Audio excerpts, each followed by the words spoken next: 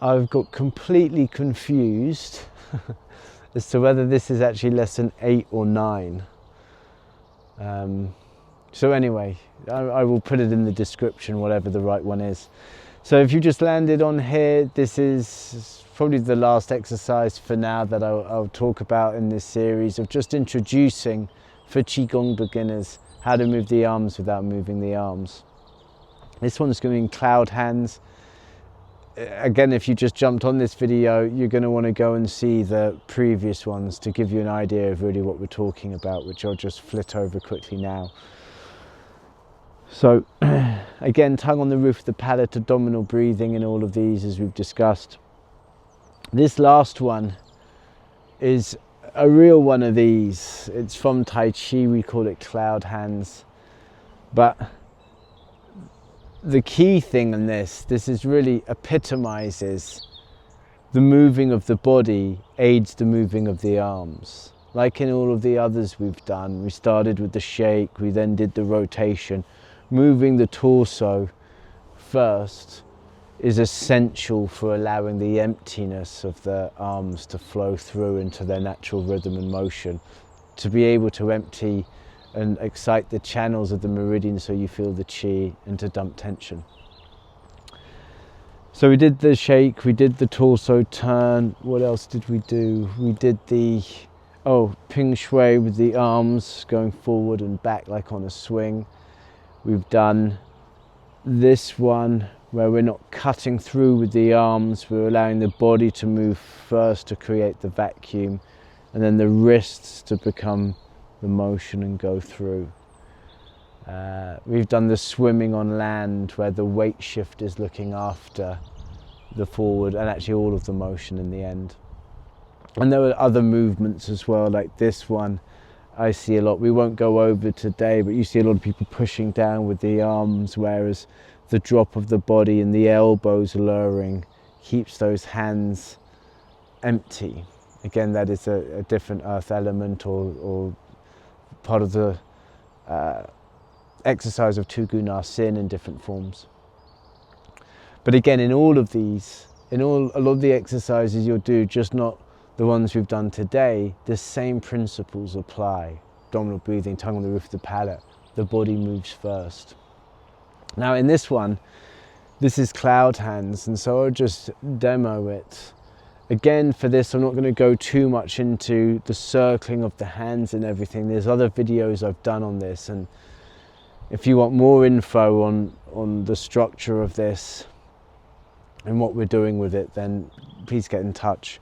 But just to show you how the body's doing most of the work, and it's not just waving arms.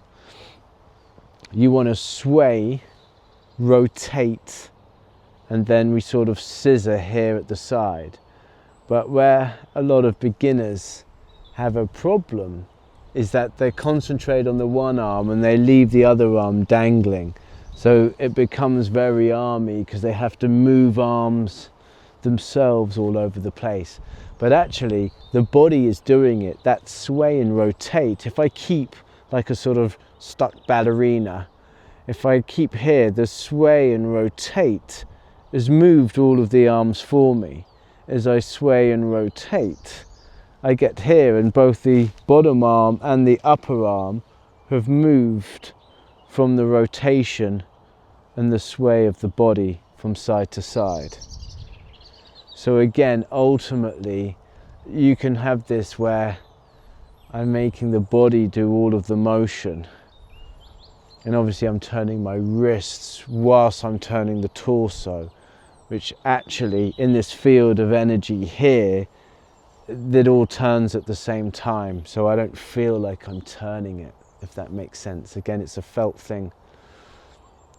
But this is what, in this exercise, is so crucial. It's the turning of the body that does everything, as opposed to starting and then someone says, oh, remember you've got to move your hips. And so you start with the arms and then you're like, oh yeah. And so you can turn the hips and have the arm movement, but it's all arm, it's all tension. So we want to really start by allowing that torso to generate the movement. It's the feeling internally in the body when you do it like this is just like, you know, I'm trying to work out the number, like 10 times, 20 times, you know, the difference. It's just a completely different exercise.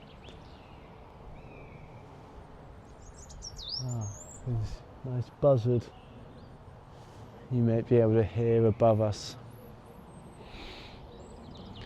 So I'm swaying, I'm rotating, I'm twisting. We don't want the arms too high up, we don't want tension in the shoulders, so elbows down, fingertips around chin level. I sway, I rotate, I scissor at the start. The hands here want to rotate, and so they're scooping down as if you're scooping.